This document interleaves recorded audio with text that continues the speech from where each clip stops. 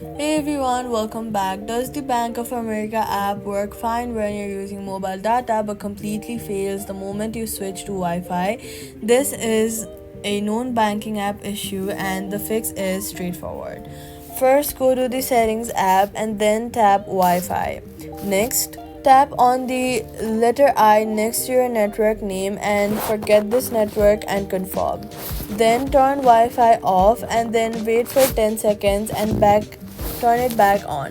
Reconnect to your network and re enter your password again. This clears a broken session that Bank of America's security system was rejecting.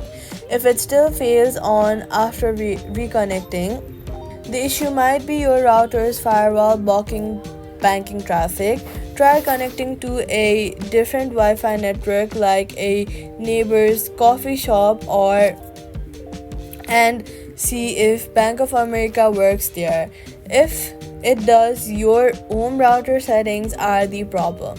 Then also check that no VPN is running. In the settings, go to General and swipe down to VPN and device management and make sure everything is disconnected.